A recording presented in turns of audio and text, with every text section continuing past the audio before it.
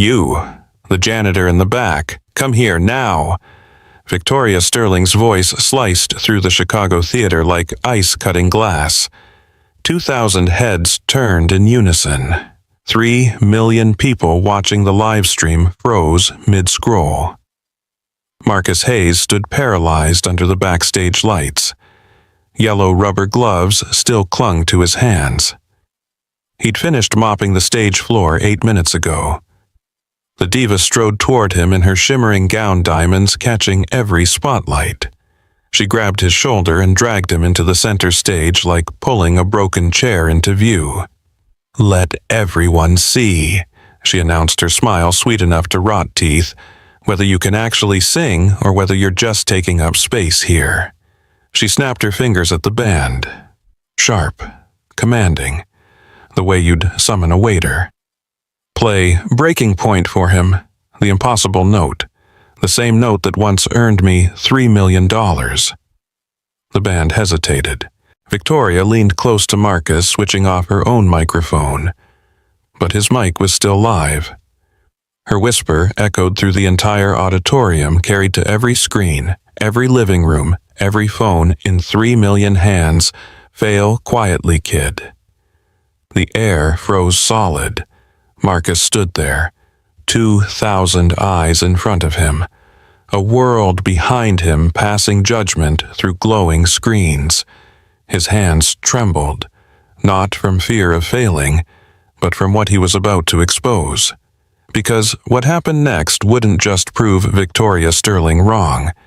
It would bring down everything she'd built on lies. If you love stories where truth faces power, drop a comment with your city. I love seeing how far these stories travel. Now let me take you into Marcus's world. 5 years earlier, everything was different. 5 years earlier, Marcus Hayes had been somebody, not the man in the janitor's uniform standing under Victoria Sterling's contempt, not the father scraping together pennies for his daughter's heart surgery, not invisible. He had been the voice everyone talked about. American Voices Season 12, the finale night that broke records. 42 million viewers tuned in to watch 10 finalists compete for a recording contract worth $500,000 and a career that could change everything. Marcus had made it to the final 2. At 32, he was older than most contestants. While college kids with perfect teeth sang covers of pop hits, Marcus brought something different. A rare, high-tenor voice with a range that stretched from C3 to C7. But range meant nothing without control, and Marcus had spent 15 years training that control. His voice could shift between registers like water flowing over stones. Chest voice to head voice to whistle register so seamlessly that listeners couldn't pinpoint the exact moment the transition happened. Music professors called it a gift. Victoria Sterling, sitting in the judge's chair, had called it once-in-a-generation talent. The stage at the Civic Opera House had felt like home that night, the lights hot on his skin, the audience a living, breathing thing in the darkness. Marcus had sung Puccini's Nessun Dorma in the semifinal and brought the entire theater to its feet. He remembered Victoria standing her hand over her heart, tears streaming down her face. Real tears, or what he'd thought were real. "Marcus Hayes," she'd said into the microphone, her voice breaking with emotion. "You just reminded me why I fell in love with music. That was transcendent." The other judges had agreed. Unanimous golden buzzers, social media exploded. By morning, clips of his performance had been viewed 80 million times. Everyone said he would win. The betting odds were in his favor. Music industry executives were already making calls. His manager had fielded 17 offers from record labels before the finale even aired. Marcus had one more song to sing, just one. Then everything he'd worked for his entire life would be his. He stood backstage in his tailored suit, breathing exercises, keeping his nerves steady. The show's host was introducing the final segment. The band was warming up. In 3 minutes, Marcus would walk onto that stage for the last time as a contestant and walk off as a champion. His phone vibrated in his pocket. He almost didn't answer. Protocol said no phones backstage during live shows. But something made him look at the screen. Northwestern Memorial Hospital. His heart stopped before his brain caught up. "Sarah," he answered. A voice he didn't recognize, professional and urgent, told him his wife had been rushed to the emergency room 20 minutes ago. Acute pneumonia. Critical condition. Oxygen levels dropping. They needed him there immediately. Marcus stood frozen. Behind him, he could hear the roar of the audience, the lights, the cameras. 42 million people waiting for him. The opportunity he'd chased his entire life, the dream he'd sacrificed everything for, was 3 minutes away. In front of him was the only thing that mattered more. He didn't ask for permission, didn't explain, didn't even take off his stage makeup. Marcus ran. He burst through the backstage exit into the Chicago night. No coat. November wind cutting through his thin dress shirt. He flagged down a cab and gave the driver double fare to run every red light between the Civic Opera House and Northwestern Memorial. Sarah was already unconscious when he arrived. Pneumonia had progressed faster than anyone expected. The infection was in her bloodstream. Her lungs were failing. The doctor said words like septic shock and multi-organ failure and prepare yourself. Marcus held her hand. It was cold. He kept holding it anyway. On television, American Voices continued without him. The producers scrambled. The host made an announcement. Technical difficulties. Marcus Hayes unable to perform. The other finalist won by default. By midnight, social media had turned into a firing squad. Irresponsible. Unprofessional. Disrespectful to everyone who believed in him. People who'd never met him decided who he was based on his absence. 3 days later, Sarah died. Emma was born the same day, 10 weeks premature. 1 pound, 8 ounces. So small, she fit in Marcus's palm. The NICU doctor said she had a ventricular septal defect. A hole in her heart. It would need surgery, they said. When she's stronger, when she weighs more, when she has a better chance of surviving. Victoria Sterling appeared on Good Morning America that week. Poised in a cream-colored blazer, her expression carefully crafted into disappointment tinged with compassion. "I want to be clear," she told the host, her voice soft but firm. "I have sympathy for Marcus's personal situation. Truly.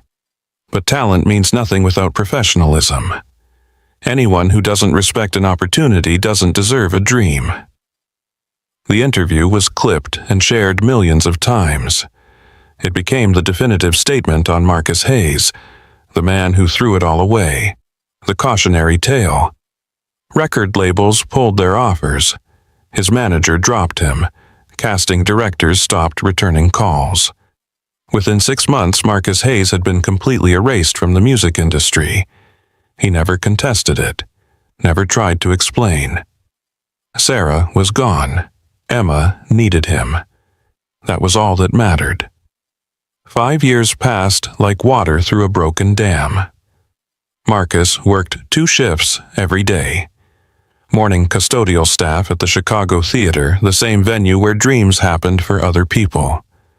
He mopped the stage where stars performed, cleaned the bathrooms, emptied the trash. $8 an hour plus benefits that covered 40% of Emma's medical bills. Evening dishwasher at an upscale restaurant on Michigan Avenue. Hot water scalding his hands. Grease and food scraps until midnight. Another $8 an hour. He slept 4 hours a night in their apartment in Lincoln Park. 2 bedrooms. The heat only worked in one. They slept together in the same room, Emma's small bed next to his, so she wouldn't be cold. Emma needed open heart surgery. The estimate was $92,000. Insurance would cover 40%. Marcus needed $55,000. The hospital had given him 2 weeks to come up with a plan, or they'd have to push the surgery back. Again, Emma's condition was deteriorating. Every week, she grew paler, tired faster. The hole in her heart was getting bigger. But there was one thing Marcus had never lost. Every night after his shift at the restaurant, after the long train ride home, after checking Emma's medications and reading her a story, Marcus would sing. "You Are My Sunshine," Sarah's favorite song. He sang it softly, carefully, like singing any louder might shatter the fragile membrane between memory and grief. Emma would close her eyes, her small hand reaching for his. "Daddy's voice makes my heart feel better," she whispered one night. The ICU nurses had noticed it too. Emma's heart rate monitor showed significant stabilization whenever Marcus sang. Her oxygen levels improved, her breathing steadied. They couldn't explain it medically. Charts and graphs don't measure love. But Marcus knew. It wasn't technique, it wasn't pitch, it wasn't a miracle. It was the only thing he had left to give his daughter. His voice, the thing that had cost him everything and saved nothing. Except maybe Emma's life, one lullaby at a time. So when Victoria Sterling announced she would be hosting Voices of Hope, a charity gala at the Chicago Theater to raise money for the pediatric cardiac unit at Northwestern Memorial, Marcus felt something crack open in his chest. The same hospital treating Emma, the same condition, the same surgery his daughter desperately needed. Victoria's face was on every poster in the theater. Her voice on every promotional video. Tickets were $500 each. 2,000 seats. $1 million in ticket sales alone. Marcus scrubbed floors beneath those posters. He cleaned the bathrooms where wealthy donors would refresh their makeup between performances. He polished the brass railings they'd grip while congratulating each other on their generosity. And he said nothing, until the night of the gala when Victoria Sterling grabbed him by the shoulder and dragged him into the light. The night of the gala arrived with the kind of manufactured perfection only money could buy. The Chicago Theater had been transformed. Crystal chandeliers that normally hung dormant blazed with light. Red carpet stretched from the street entrance through the lobby. Photographers lined the velvet ropes, their cameras hungry for celebrities and donors worth photographing. Marcus had spent the previous afternoon helping the event crew set up, moving chairs, testing microphones, polishing the stage until it reflected the lights like black glass. He'd seen the program printed on heavy cardstock, gold lettering embossed on cream paper. Voices of Hope, an evening with Victoria Sterling, benefiting the Pediatric Cardiac Care Unit at Northwestern Memorial Hospital. 2,000 tickets at $500 each. $1 million Victoria had announced at the press conference 3 weeks earlier, tears glistening in her eyes as she spoke about giving children a fighting chance. Marcus had watched that press conference on his phone during his break. Watched Victoria standing at a podium surrounded by photos of sick children, her hand pressed to her heart, her voice breaking with perfectly calibrated emotion. One of those photos was Emma. Marcus had signed the consent forms 6 months ago, when the hospital asked if they could use patient images for fundraising materials. He'd thought it would help, thought it might bring in donations that could save his daughter and children like her. He hadn't known Victoria Sterling would be the face of that campaign. The gala began at 7. By 6:30, the lobby was thick with perfume and expensive cologne. Women in gowns that cost more than Marcus made in 6 months. Men in tuxedos discussing stock portfolios and vacation homes. Marcus wore his custodial uniform. Navy blue shirt with his name embroidered over the pocket. Work pants. Steel-toed boots. He was assigned to backstage support, which meant he was invisible. Exactly where he preferred to be. The main auditorium filled quickly. Marcus could hear the murmur of 2,000 voices blending into white noise. He could see the cameras set up for the live stream, their red lights glowing. The production assistant with the headset said they already had 3 million viewers tuning in online. 3 million people watching Victoria Sterling perform charity. Marcus pushed a cleaning cart toward the backstage green room. The hallway was quiet, insulated from the noise of the crowd. He could hear Victoria's voice coach running through warm-up exercises behind a closed door. Scales ascending and descending. Professional. Precise. He kept walking. The stage itself was empty. Marcus had mopped it earlier, but someone had spilled coffee near the piano. He grabbed his cleaning supplies and knelt down, scrubbing the dark stain from the polished wood. That's when he heard the rehearsal begin. Victoria's voice strong and clear, filling the empty theater. The band played the opening chords of Breaking Point, her signature song. The one that had launched her career 15 years ago. The one with the impossible note that only she could hit. Or so everyone believed. Marcus froze his hand, still on the wet floor. He'd heard this song 1,000 times, knew every note, every phrase, every breath. His trained ear cataloged the sound automatically. Victoria's voice in the lower register was solid, controlled, years of professional training evident in every perfectly placed note. But then the song climbed into the bridge. E4, G4, B4. Victoria's voice followed steady and strong. D5, E5, A5, still good, still controlled. But Marcus heard something shift, a tightness creeping into her tone, her neck muscles straining, shoulders lifting slightly, compensating for the effort. The melody kept climbing toward the climax, toward the note that defined the song, the note that had made Victoria Sterling a star. D6. Victoria reached for it. Her voice cracked. The sound shattered at C-sharp 5, nearly 2 full steps below the target. It broke like glass, hitting concrete jagged and wrong. Marcus's hands went cold. Victoria stopped singing abruptly.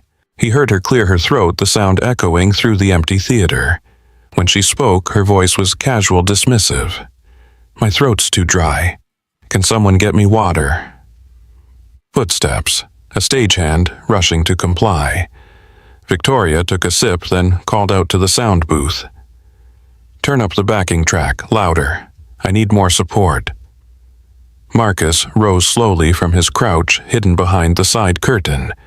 He could see Victoria on stage, her back to him. Could see the sound technician in the booth adjusting levels. "From the bridge," Victoria commanded. The music started again. This time, when the song reached the climax, the note rang out perfectly. Crystal clear. Flawless, exactly as it sounded on her albums, on her live recordings, on every performance Marcus had ever heard. Too perfect. Marcus had been training his voice since he was 12 years old. 15 years of lessons of studying classical technique, of learning to distinguish between natural sound and artificial enhancement. He could hear frequencies the average person couldn't. Could identify the exact pitch of a note within a few hertz, and he could tell the difference between a human voice and a recording. That D6 had a metallic sheen to it, a digital smoothness that live vocals never possessed. The note sat on top of the harmonic structure instead of weaving through it. It was too clean, too consistent, too impossible. That note didn't come from Victoria Sterling, it came from the speakers. Marcus's mind raced backward through 5 years of silence, 5 years of believing he'd thrown away his career, 5 years of Victoria's words echoing in his head. Anyone who doesn't respect an opportunity doesn't deserve a dream. She'd said it on national television, said it with tears in her eyes and conviction in her voice.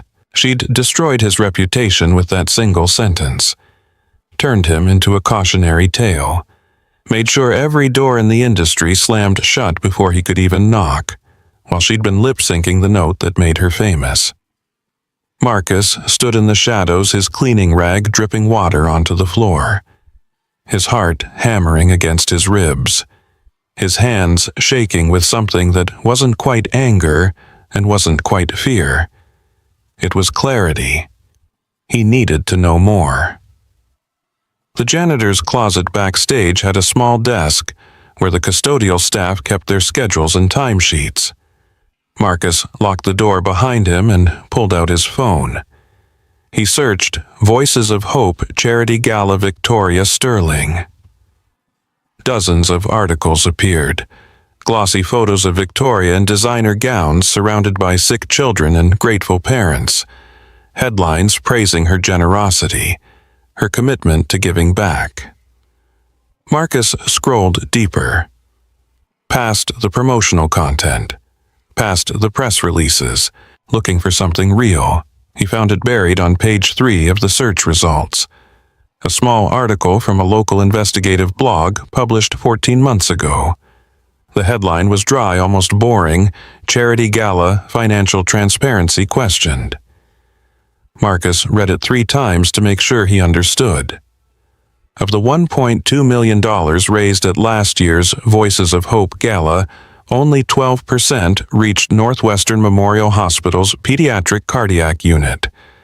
The remaining 88% was allocated to what organizers described as administrative expenses and production costs. 12% of $1 million that meant only $120,000 actually helped sick children. The rest gone, swallowed by Victoria's management company, event production, marketing for her personal brand, payments to her publicity team. Marcus kept reading. The article quoted an anonymous hospital administrator. "We're grateful for any donation, of course, but when donors believe their $500 ticket is saving a child's life, they should know that only $60 of that ticket actually funds medical care." His hands were shaking so hard he nearly dropped his phone. Victoria Sterling was profiting from sick children, from Emma, from every parent sitting in a hospital room praying their child would live long enough to get the surgery they needed. She was standing on that stage tonight bathed in admiration and applause, while children died waiting for the money she promised to deliver. Marcus thought about Emma asleep in their apartment, thought about the ICU nurses who'd become like family, thought about the $55,000 he needed in 2 weeks, or his daughter's surgery would be postponed again. Postponed until it was too late. He thought about Victoria's voice cracking on that high note, about the backing track covering her failure, about 15 years of lies packaged as inspiration. Something ignited in his chest. Not rage, not even righteous anger, just a cold, clear certainty. Marcus Hayes had been silent for 5 years. He'd accepted the destruction of his career, accepted being erased, accepted invisibility. He'd done it because he thought he'd made a choice. Family over fame, love over ambition. He'd thought there was honor in that sacrifice, but Victoria Sterling had built her empire on fraud, had silenced him while she stole voices that weren't hers, had stood on a pedestal constructed from other people's talent and other people's suffering. Marcus put his phone away, straightened his uniform, looked at himself in the small mirror hanging on the closet wall, a 32-year-old man in a janitor's uniform, invisible, powerless, broke, and completely done being quiet. He unlocked the door and walked back toward the stage. The gala was about to begin. 2,000 people were taking their seats. 3 million more were watching online. Victoria Sterling was about to perform the lie that made her famous, and Marcus was going to be there when it all came crashing down. The lights dimmed at 7 o'clock sharp. Marcus stood in the wings hidden behind the heavy velvet curtain. From here he could see everything. The 2,000 faces turning towards the stage. The cameras positioned at perfect angles. The production crew moving silently through the shadows. The orchestra began. A soft, swelling prelude that filled the theater with anticipation. Then Victoria appeared. She walked onto the stage like she owned the oxygen in the room. Her gown was midnight blue, covered in sequins that caught every spotlight and threw fractured rainbows across the audience. diamonds at her throat. Hair swept up in an elegant twist, the image of perfection. 2,000 people rose to their feet before she'd sung a single note. Victoria smiled. That practiced smile Marcus had seen in countless interviews. Gracious, humble, the smile of someone who knew exactly how much power she held and pretended not to notice. She lifted her hand, and the applause died instantly. "Thank you," she said, her voice soft and intimate despite the microphone. "Thank you for being here tonight, for opening your hearts and your hands to these beautiful children who need our help." The screen behind her flickered to life. Photos of children in hospital beds. Small faces, some smiling, some too sick to smile. Medical equipment surrounding them like mechanical forests. Emma's photo appeared third in the sequence. Marcus's breath caught. His daughter's face enlarged to 20 feet tall, her dark eyes looking directly at the camera, the nasal cannula visible beneath her nose. Her small hand holding a stuffed elephant he'd won for her at a street fair. Victoria didn't turn to look at the screen. She knew the photos were there, had probably approved every one of them. "Every child you see behind me is fighting for their life," Victoria continued. Her voice thickened with emotion. Real or performed? Marcus couldn't tell any more. Every one of them deserves a chance, a future, hope.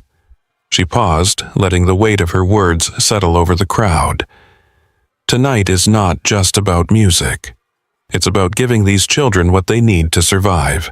Every ticket you purchased, every dollar you donate will go directly to Northwestern Memorial Hospital's Pediatric Cardiac Care Unit, directly to saving these precious lives.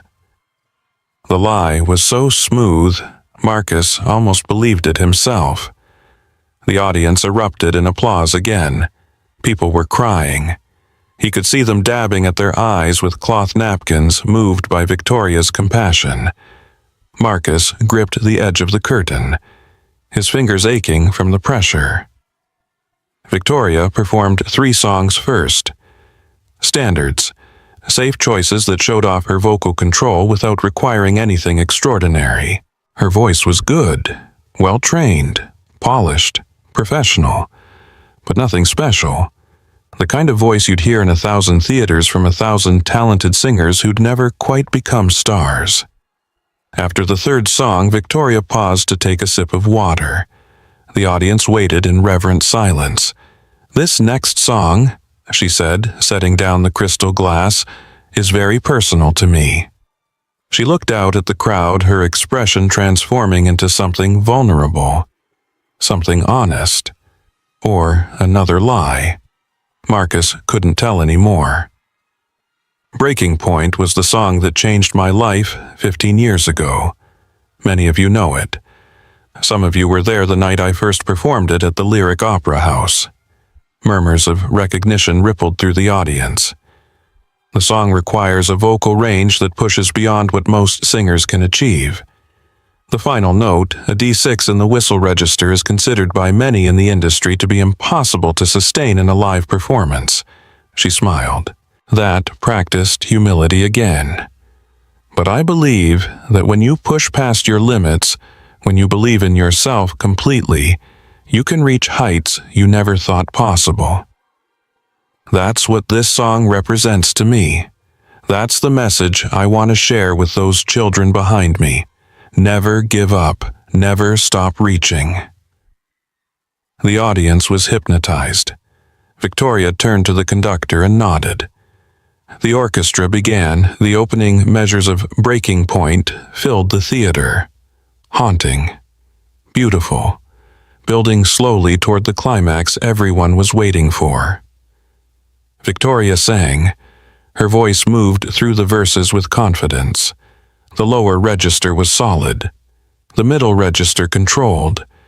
She hit every note cleanly, every phrase shaped with professional precision. But Marcus heard what the audience couldn't. He heard the strain creeping in as the melody climbed, heard the slight breathiness that shouldn't be there, heard the tiny adjustments Victoria made, the way she modified vowels and cut phrases shorter to compensate for the effort. The song moved into the bridge. E4, G4, B4. Victoria's voice followed, still strong. D5, E5, A5. The strain was more obvious now, her neck muscles visible even from backstage, shoulders rising slightly with each ascending note. The orchestra swelled, building, the audience leaning forward in their seats. The moment was coming. The impossible note, the one that had made Victoria Sterling a legend. Victoria opened her mouth. The D6 rang out across the theater, perfect, clear, flawless, sustained for 5 full seconds before resolving down into the final phrase. The audience exploded, standing ovation, cheers, applause like thunder. But Marcus had heard the truth. That note hadn't come from Victoria's throat. It had come from the speakers. The backing track turned up loud enough to mask her failure.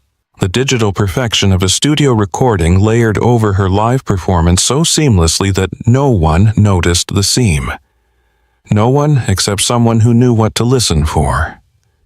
Marcus stepped out from behind the curtain. He didn't plan it, didn't rehearse it, didn't even consciously decide. His body moved before his mind caught up. 1 step, 2 steps, into the dim light at the edge of the stage. Victoria saw him immediately. Her eyes locked onto his face. Recognition flashed across her features, followed by something colder, something calculating. She knew exactly who he was, the contestant who'd walked away, the cautionary tale she'd created, the ghost she'd thought she'd buried 5 years ago. A slow smile spread across her face. "Ladies and gentlemen," Victoria said, her voice carrying that false sweetness again. "It appears we have a special guest tonight." The spotlight operator followed her gaze. The beam swung around, catching Marcus in its glare. 2,000 heads turned. 3 million people watching online shifted their attention from Victoria to the man in the janitor's uniform standing at the edge of the stage. Marcus blinked against the sudden brightness, his heart hammering, every instinct screaming at him to run, but he stayed. Victoria walked toward him, her gown glittering, each step deliberate, theatrical. "Marcus Hayes," she announced to the audience. "Some of you may remember him." A few murmurs of recognition from the crowd, scattered whispers. 5 years ago, Marcus was a contestant on American Voices, incredibly talented, one of the best vocalists I'd ever heard. She paused, letting the past tense hang in the air. He made it to the finale, was favored to win, actually. But then, at the very last moment, right before his final performance, he walked away. Disappeared. No explanation. No apology to the show, to the other contestants, to the millions of people who'd voted for him. The murmurs grew louder. Marcus could feel the judgment settling over the audience like fog. "My wife was dying," Marcus said. His voice was quiet, but the acoustics of the theater carried it to the first few rows. Some people heard. Some people leaned forward, trying to understand what he'd said. Victoria either didn't hear or pretended not to. "And now look at him." She continued, gesturing to his uniform, the yellow rubber gloves still hanging from his back pocket, the cleaning cloth draped over his shoulder. "Working here, cleaning up after successful people, after people who honored their commitments." A few uncomfortable laughs rippled through the audience, the kind of laughter that comes from not knowing how else to react. Marcus felt the heat rise in his face, felt the familiar shame he'd carried for 5 years, the weight of being defined by a single moment, a single choice. But underneath the shame was something harder, something that had been building since he'd heard Victoria's voice crack during rehearsal. "How touching that he's here tonight," Victoria said, "contributing to this wonderful cause. even in his small way. The condescension was surgical, precise, designed to wound without seeming cruel. "Come up here, Marcus," she said suddenly. Her smile widened, eyes bright with something that looked like generosity but felt like a trap. "Come on, don't be shy. Let's give our audience a little extra entertainment tonight."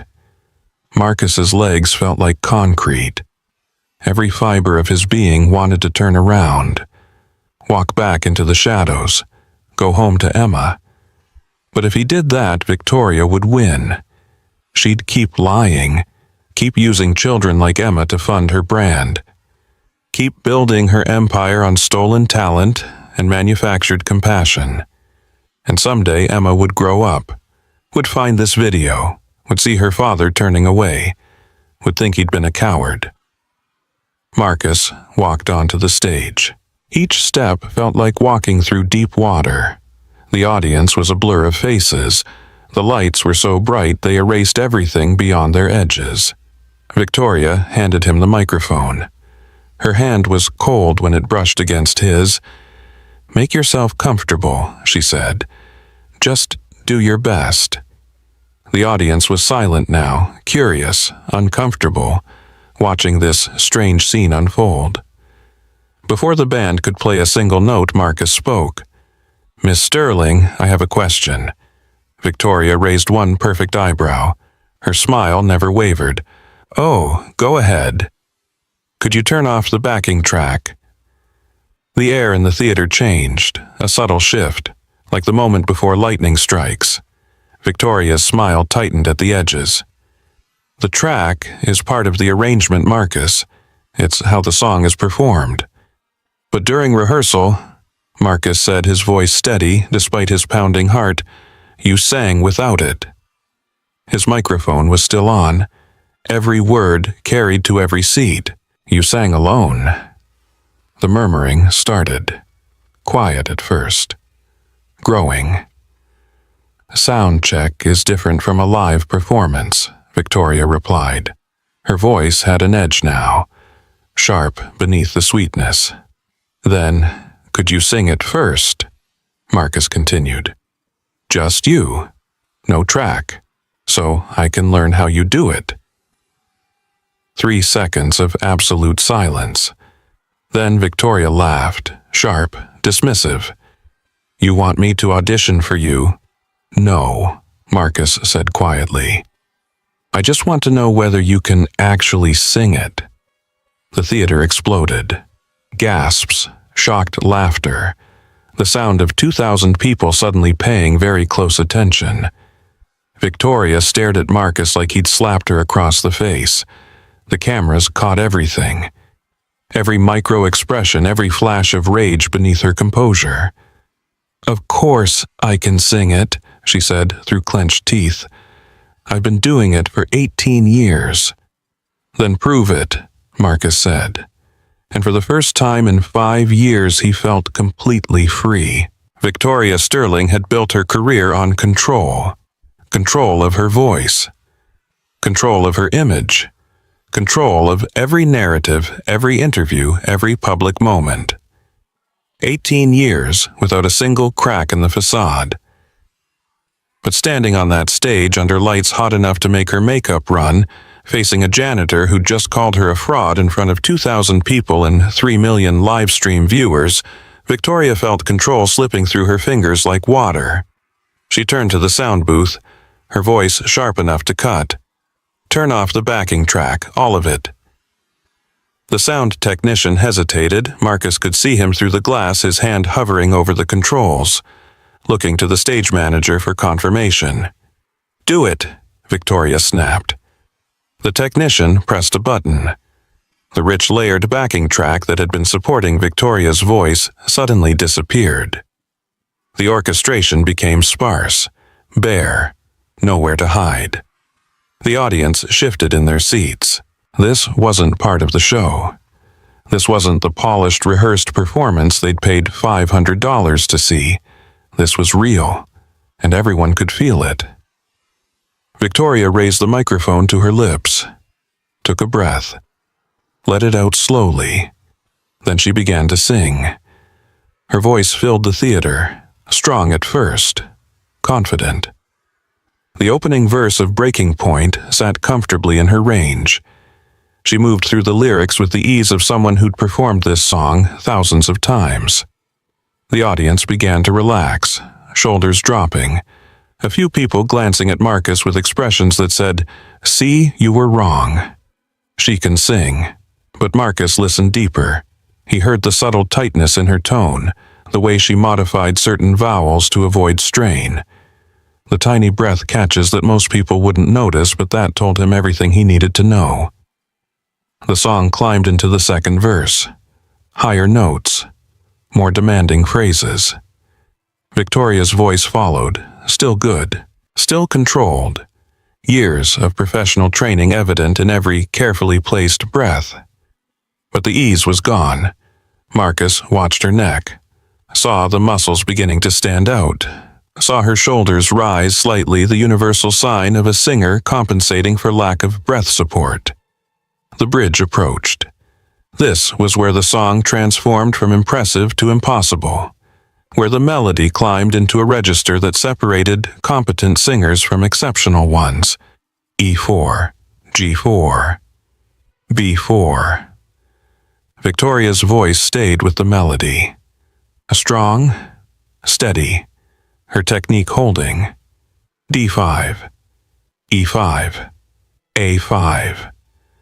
The strain was visible now, her face reddening slightly, jaw tight, the tendons in her neck like cables under her skin. The audience sat forward. Some of them were musicians, vocal coaches, people who understood what they were witnessing. The rest just knew that something felt different, harder, like watching someone climb a mountain without safety equipment. The orchestra swelled, building toward the climax, the moment that had made Victoria Sterling famous. The impossible D6. Victoria's mouth opened, her body tensed, every muscle engaged in the effort of reaching that note. The sound that came out was wrong. It cracked, split, shattered at C#5, nearly 2 full steps below where it should have been. The note broke apart like glass hitting concrete, jagged and painful. The theater went silent. Not the anticipatory silence from before. This was the silence of shock, of 2,000 people collectively holding their breath. Victoria stopped singing, dropped the microphone from her mouth, cleared her throat softly. When she spoke, her voice was steady, practiced. The voice of someone who'd learned how to recover from mistakes in front of audiences. "I apologize," she said, with a small embarrassed laugh. "My throat is quite dry. This is exactly why we use backing tracks in professional performances, to protect the voice during extended shows." She gestured to a stagehand who rushed forward with a bottle of water. Victoria took a sip, smiled at the audience. The moment of vulnerability carefully packaged into something endearing. The demands of live performance are quite different from studio work, she continued, her tone conversational, intimate, drawing the audience back to her side. Any professional vocalist will tell you that. A few people nodded, accepting the explanation, ready to move past this awkward moment. But Marcus had heard enough. "You can't sing it," he said. His voice was quiet, almost conversational, but the microphone in his hand carried every word to every corner of the theater. Victoria turned to him. The smile on her face hardened into something thinner, more dangerous. "I just explained," she said slowly, "that my voice is tired from the previous songs. But on your album," Marcus replied, his voice gaining strength, "you sing that note 32 times, I counted." The murmuring started again, louder now. "And in every live performance video available online, you hit it perfectly, every single time. In concerts that last 2 hours, 3 hours, when your voice should be even more tired. Victoria's face was changing color, red creeping up from her collar. "I don't know what you're implying," she said through clenched teeth. "I have perfect pitch," Marcus said. He wasn't looking at Victoria anymore. He was looking at the audience, at the cameras, at the 3 million people watching this moment unfold in real time. "I can hear frequencies, identify them within a few hertz." He paused, let the technical language settle over the crowd. "The note on your album is 1174.7 hertz, D6 in the whistle register." Someone in the front row pulled out their phone, started searching, fact-checking. "The note you just attempted to sing was 1108.7 hertz, C-sharp 5, nearly 2 full steps lower." "That's enough," Victoria said sharply. But Marcus continued, his voice steady, clinical, the voice of someone presenting evidence. "And the voice on your album doesn't sound like yours." The theater erupted. Whispers became conversations. Phones came out. People typing, searching, sharing. Victoria strode toward Marcus, grabbed his arm. Not hard enough to hurt, but enough to control, to stop him from speaking. "This is completely inappropriate," she hissed, close enough that only he could hear. "You need to stop talking, right now." But his microphone was still live, and when she'd grabbed his arm, she'd pulled him closer to her own microphone. Everyone heard. Marcus looked at her hand on his arm, looked at her face, saw the fear beneath the rage. "The album credits," he said, clearly pulling his arm free, "list additional vocals by someone named Sienna Rose." He looked back at the audience. "I checked before the show. Sienna Rose is a studio singer based in Austin, Texas. She specializes in whistle register vocals, session work, background vocals for artists who can't hit the high notes themselves." "That's a standard industry practice," Victoria said loudly.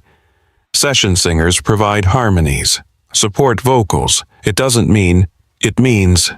Marcus interrupted, his voice cutting through hers, "that the note that made you famous, the note you've built your entire career on, the note you just claim to have sung thousands of times in live performances, isn't yours. You don't know what you're talking about," Victoria shot back. But her voice was shaking now, the control fracturing. "During the rehearsal this afternoon," Marcus continued, "I heard you try to sing this song without the backing track. You cracked on the exact same note, at the exact same pitch, C-sharp 5. He turned to face her directly. "Then you told your sound technician to turn up the backing track, to give you more support. And suddenly when you sang it again, the note was perfect."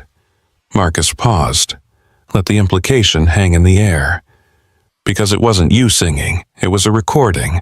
The same recording you've been using for 18 years. The theater had gone completely silent. Even the live-stream chat had frozen. 3 million people waiting for Victoria's response.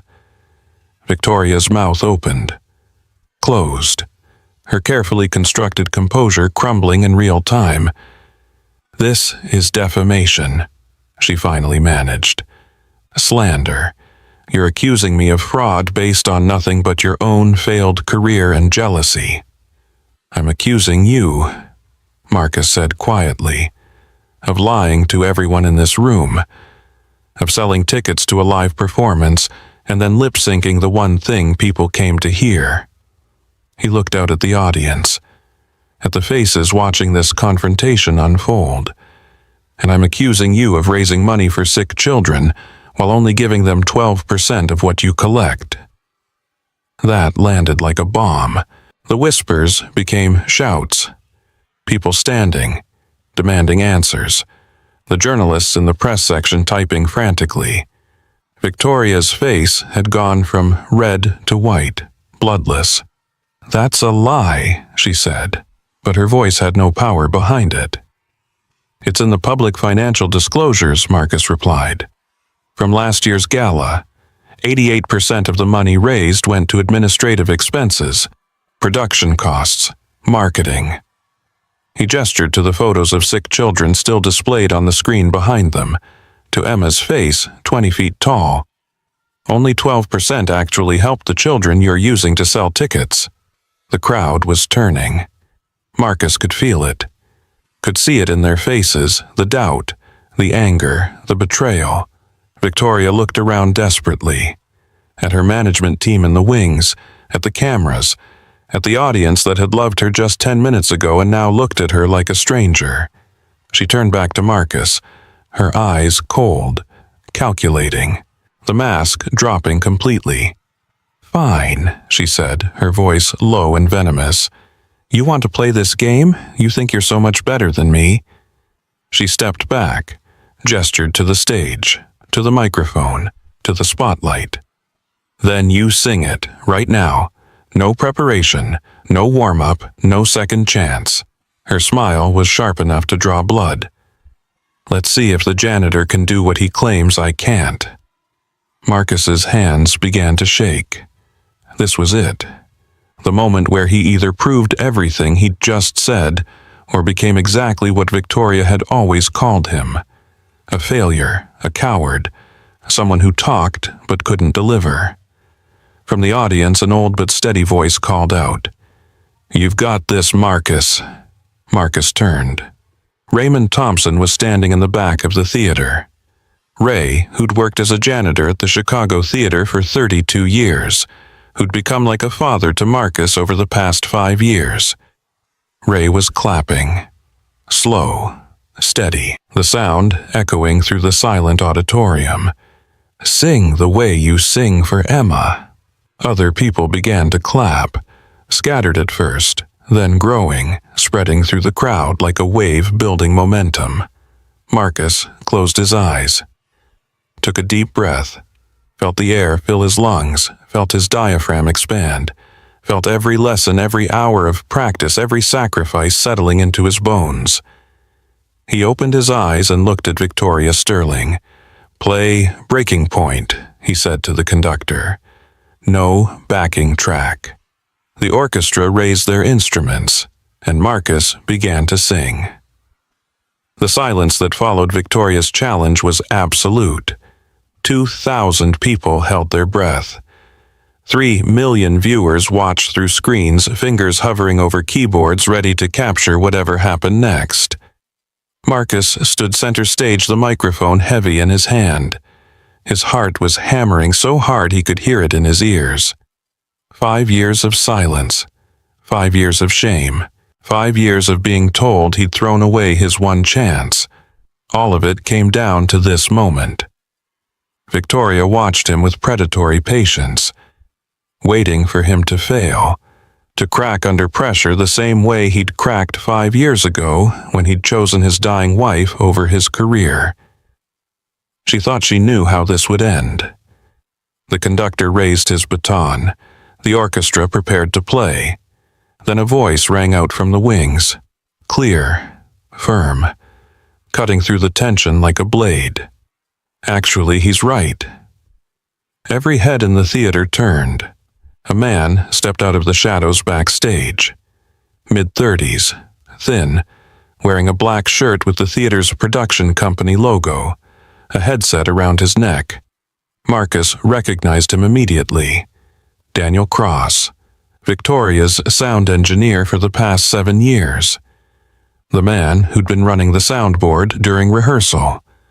The one who'd turned up the backing track when Victoria couldn't hit the note. Victoria's face went rigid. "Daniel, this is not the time. I've been Victoria's sound engineer for 7 years. Daniel said, walking toward the center of the stage. His voice was quiet but steady, amplified by the stage microphones. I've worked every tour, every televised performance, every gala. He stopped a few feet from Victoria, looked at her directly. And he's absolutely right. You can't sing that note. You never could. The theater erupted. Gasps, shouts, the sound of a crowd collectively losing its composure. Victoria lunged toward Daniel. "You're fired. Do you hear me?" You're done. I'll make sure you never work in this industry again." "I know," Daniel said simply. He didn't flinch, didn't step back. "I've known that since I walked out here." He turned to face the audience. "At every single live performance over the past 7 years, I played a pre-recorded backing track during Breaking Point. The vocal track is Sienna Rose, a session singer from Austin. She recorded it once in a studio 18 years ago. That recording has been used at every concert, every TV appearance, every performance where Victoria claimed to be singing live." Daniel's voice was gaining strength. The voice of someone who'd been carrying a secret for too long and finally found the courage to put it down. The track is mixed into the orchestration so seamlessly that most people can't tell the difference. It's timed perfectly, matches Victoria's mouth movements. Sounds like it could be her voice with enough reverb and processing.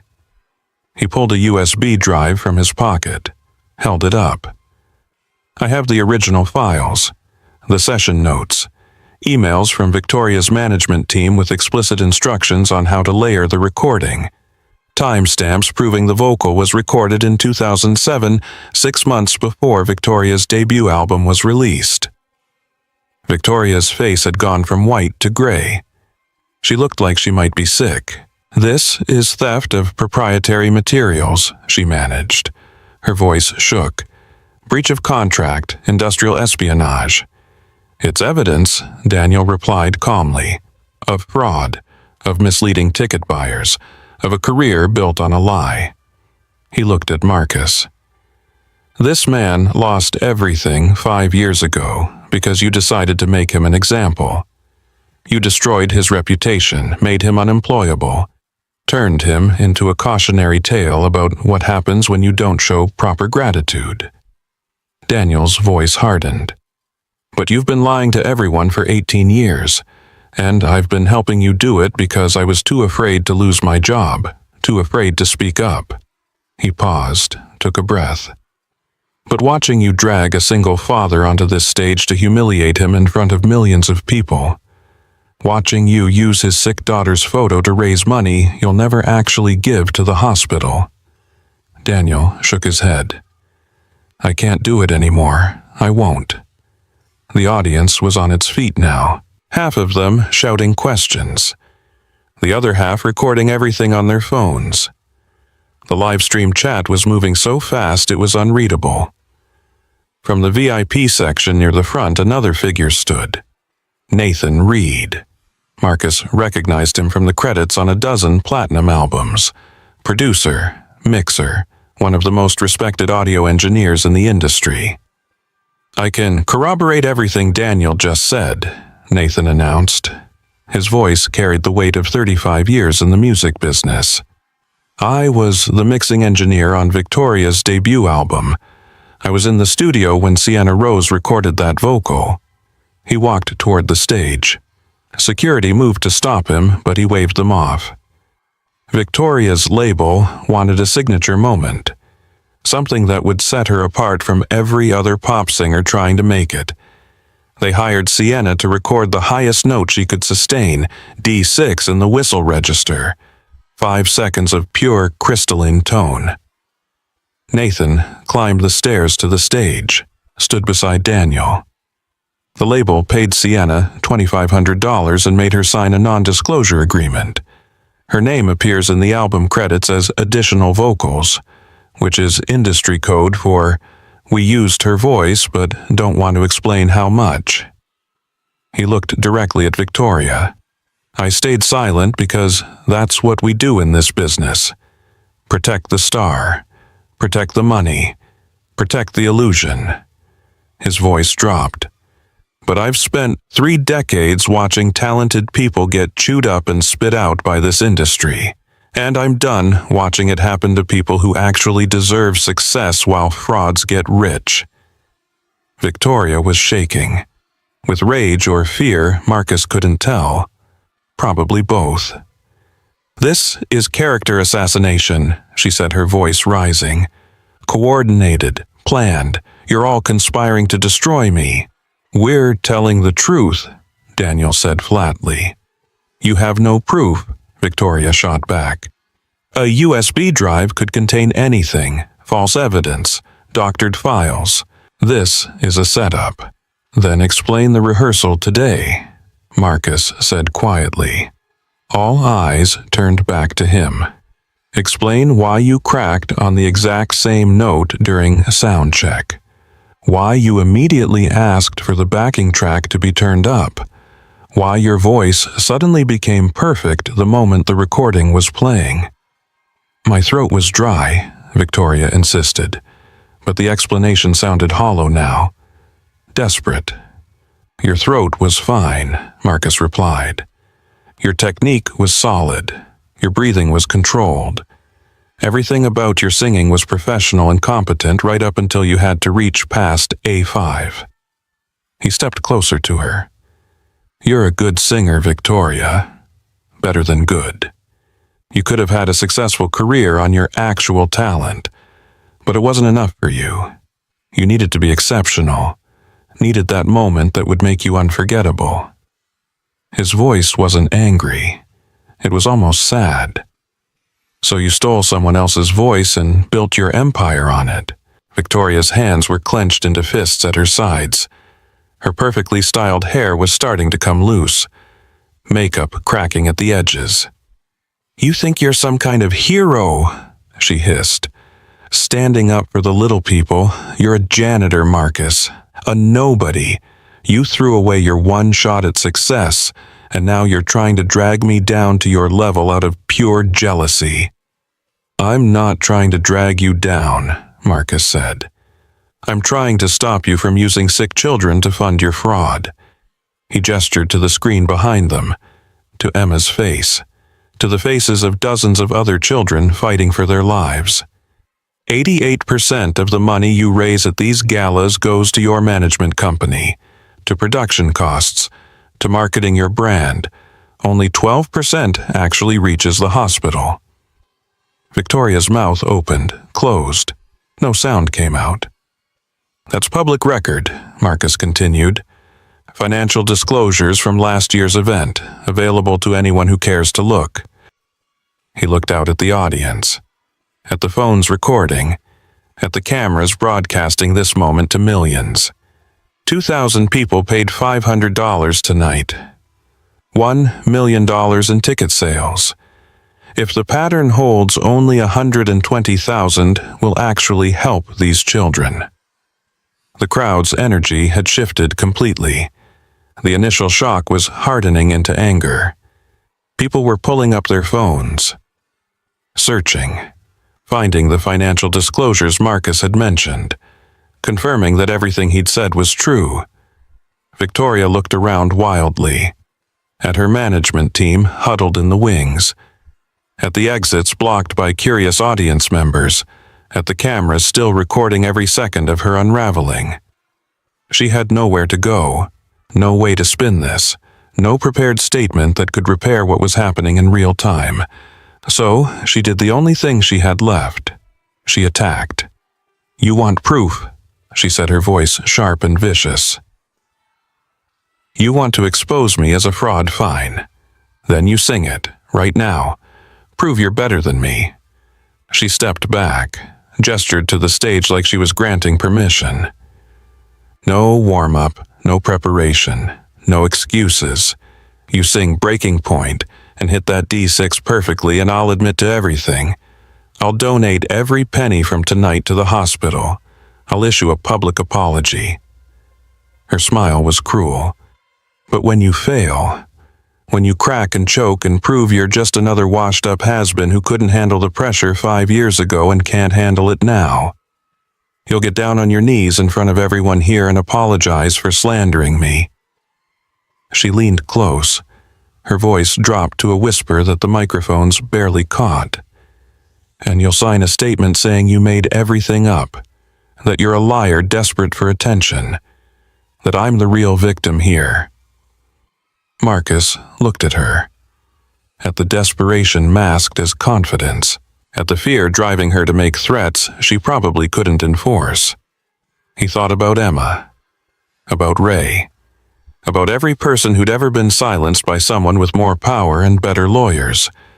He thought about Sarah, about the choice he'd made 5 years ago, the choice Victoria had used to destroy him. Then he turned to the conductor. "Play the song," he said. His voice was steady, clear, certain. No backing track, just the orchestra and my voice. The conductor looked to the stage manager. The stage manager looked to the production team. Everyone looked at each other trying to figure out who was actually in charge of this disaster. Finally, the conductor nodded. The orchestra raised their instruments, and Marcus Hayes prepared to do what he hadn't done in 5 years. To sing. Not for fame. Not for redemption. Not even to prove Victoria wrong. To sing because it was the only thing he'd ever been truly good at. And because his daughter was watching. And because the truth deserved a voice. The opening notes of Breaking Point filled the Chicago theater.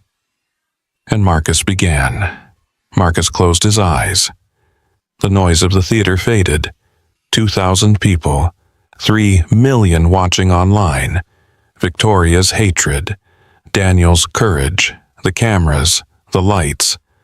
All of it dissolved into silence. He breathed. In through his nose. Deep. Letting the air fill his lungs completely. Expanding his diaphragm. His ribs. His back. The way he'd been taught 15 years ago by a voice teacher who'd believed in him before anyone else did.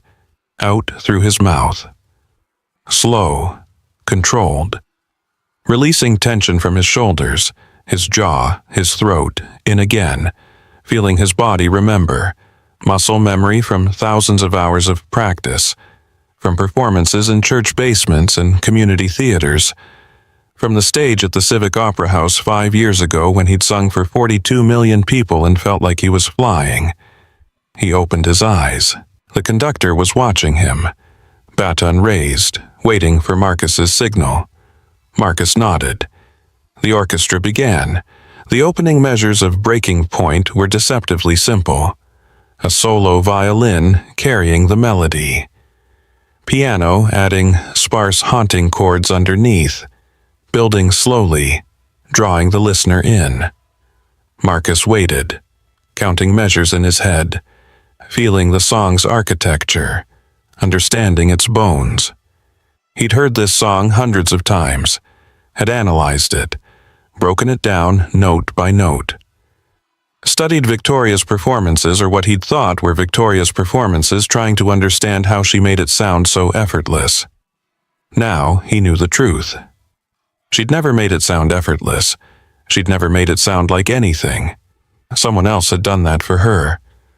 The violin faded. The piano shifted into the accompaniment pattern. The song's foundation. Marcus lifted the microphone and began to sing. His voice entered quietly, almost hesitant. The opening lines sat low in his range. Comfortable. Safe.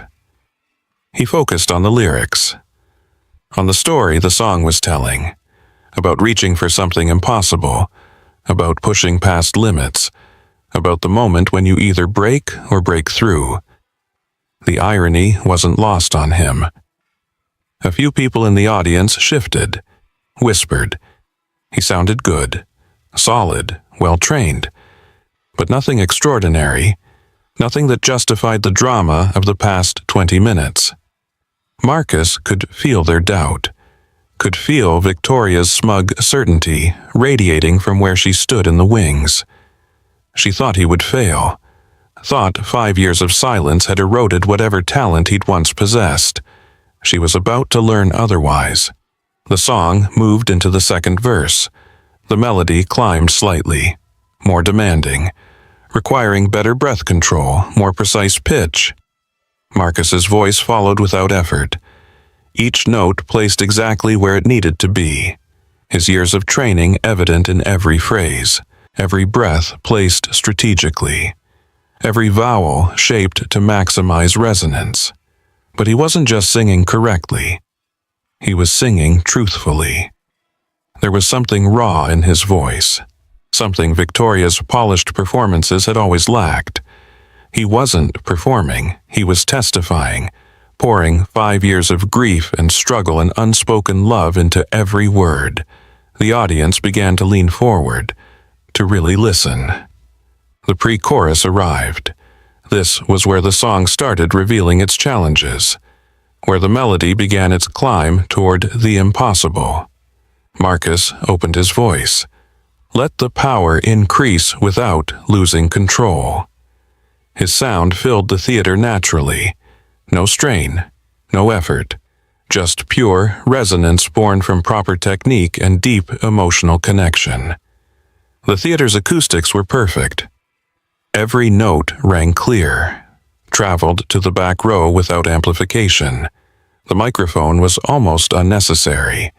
A few people in the front rows sat straighter. Musicians, vocal coaches, people who understood what they were hearing, what it took to produce sound like that. D5, E5, F5. Marcus's voice climbed, effortless, light, each note a step higher with no sign of the struggle Victoria had shown. In the wings, Victoria's face had gone pale. She was watching Marcus like someone watching their own execution. The bridge approached.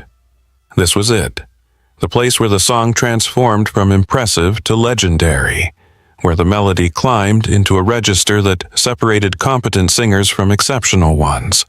The orchestra swelled, strings and brass adding layers of complexity, building tension, preparing for the climax. Marcus didn't hesitate. G5. His voice transitioned from chest voice to head voice. The shift was seamless, invisible, like water flowing from one stream into another. No break, no register crack, just smooth continuous sound. A5. Still climbing, still effortless. His face calm, serene, like he was walking through familiar territory, like these notes were home. B5. The audience was completely silent now. Even the people who'd been whispering had stopped. Every eye fixed on the man in the janitor's uniform standing center stage doing something they'd been told was impossible. Then Marcus reached for the note that had defined Victoria Sterling's career. D6. The sound that emerged from his throat was crystalline, pure. No effects, no studio tricks, no backing track, just a human voice reaching into the whistle register and pulling down a note that rang like a bell cast from perfect metal. He held it. 1 second, 2, 3, 4, 5. The note sustained.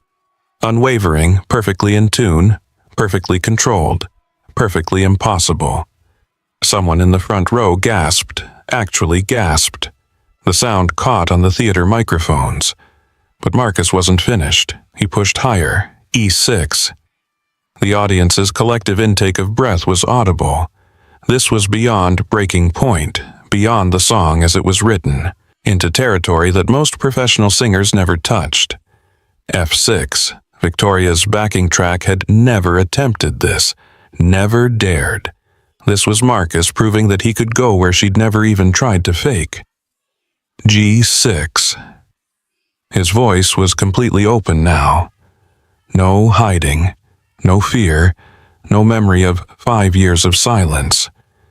Just pure vocal ability unleashed for the first time since the night he'd run from the Civic Opera House to hold his dying wife's hand.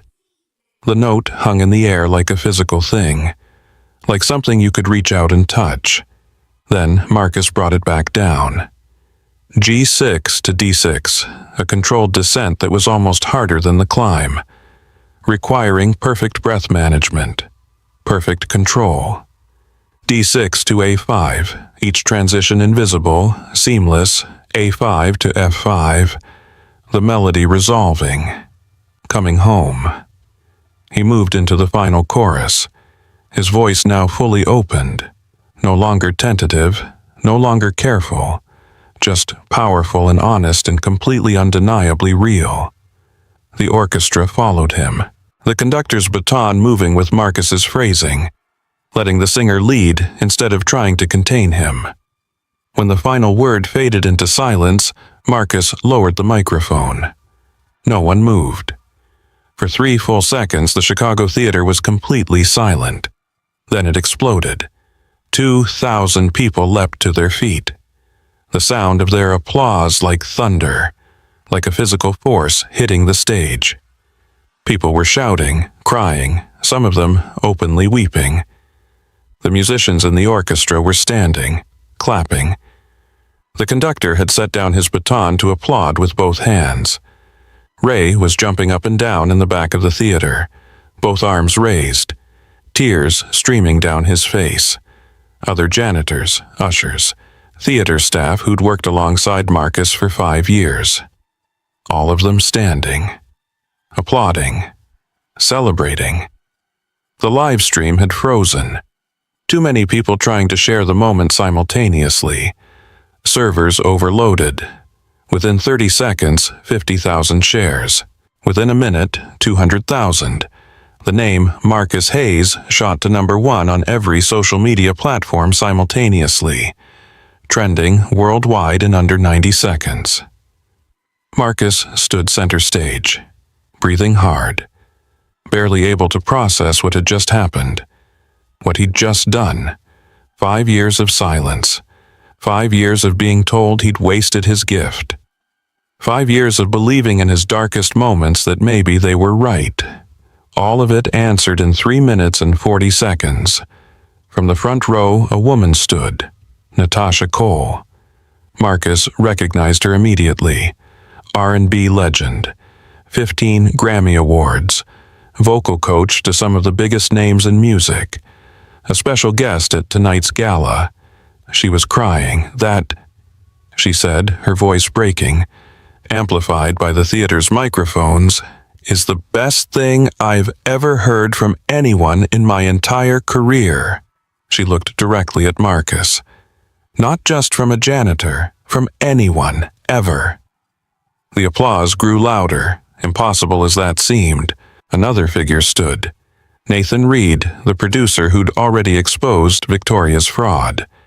I need to say something, he announced. The crowd quieted slightly. I've been in this industry for 35 years. I've worked with Alicia Keys, Kendrick Lamar, Beyoncé. I've heard the best voices in the world. He shook his head slowly. And what we just witnessed. A janitor hitting notes that the woman who made them famous can't even approach. He turned to look at Victoria, still frozen in the wings. This is what actual talent looks like. This is what you've been faking for 18 years. The theater erupted again. Journalists typing frantically, cameras abandoning their fixed positions, rushing toward the stage to capture Marcus's face, his reaction, this moment. Victoria finally found her voice.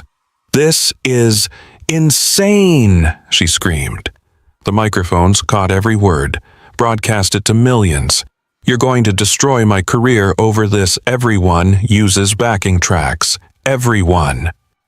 But they don't claim to be singing live, Natasha shot back immediately. They don't sell tickets promising an authentic performance and then lip sync. That's fraud, Victoria. I didn't lip sync, Victoria insisted. Her voice was shrill now, desperate. I sang. You all heard me sing. We heard you fail, someone called from the audience. Victoria's face contorted, the mask of composure completely gone, nothing left but raw panic and rage. She turned to Marcus, took a step toward him. The security guards moved closer, uncertain whether to intervene. You'll regret this, Victoria said, her voice low, vicious. But the stage microphones picked it up anyway, broadcast it everywhere. You, your sick daughter, your pathetic little life, I will destroy all of it. I promise you. You'll never work again, never sing again. I'll make sure everyone knows what you really are. The threat hung in the air. Recorded by every camera, every phone, 3 million witnesses. But Marcus wasn't afraid anymore. For the first time in 5 years, he felt completely free. "I don't work in this industry," he said quietly. "I sing because I love it, because it's the only thing I have left of my wife, the only thing I can give my daughter that money can't buy." He paused, looked at Victoria directly. "And you can't take that from me. No matter what you do, no matter what you threaten, you can't take what I actually am." He took a breath. "But maybe it's time someone took from you what you never really had." The theater fell silent again. Waiting. A single person began to clap, slow, deliberate, then another. Within seconds, all 2,000 people were standing again, applauding not just for the performance, but for a man who'd refused to be silenced, who'd chosen truth over safety, who'd risked everything because it was right. Victoria looked around at the faces that had adored her 20 minutes ago, that had paid $500 to be in her presence, that had believed every word she'd said. Now those same faces looked at her with something between pity and disgust. She turned and walked off the stage. No final statement, no defense, no attempt to salvage what was clearly unsalvageable. Just a woman whose empire had been built on sand walking away as it crumbled beneath her feet. The moment Victoria's foot crossed into the wings, the theater erupted again. People glued to their phones, the live stream chat moving so fast it was unreadable. Marcus remained standing center stage, surrounded by chaos he'd caused simply by telling the truth. He didn't feel proud, didn't feel victorious, just a quiet certainty that he'd done the right thing, even if he had no idea what would come next. The chaos lasted nearly 40 minutes before security finally cleared the auditorium. Marcus sat backstage on a folding chair. Ray sat beside him, refusing to leave. Around them, adults whispered urgently. Event organizers, Victoria's management team, people in expensive suits speaking rapidly into phones, damage control in real time. No one spoke to Marcus. He was simultaneously the center of everything and completely invisible, the eye of a hurricane that was about to destroy careers, reputations, fortunes. His phone had been vibrating nonstop, unknown numbers, messages flooding in faster than he could read them. He turned it off, put it in his pocket. Emma, he needed to call Emma. The hospital night nurse would have put her to bed by now, would have let her watch the live stream on the iPad they kept charged beside her bed for moments when the pain got bad, and distraction was the only medicine that worked. His 6-year-old daughter had just watched her father expose a celebrity in front of millions of people. Marcus pulled his phone back out, turned it on, ignored the flood of notifications and called the hospital. The nurse answered on the second ring. "Mr. Hayes? Emma's fine. She watched. She's so proud of you." Marcus's throat tightened. "Can I talk to her?" She just fell asleep, finally. She was too excited to settle down.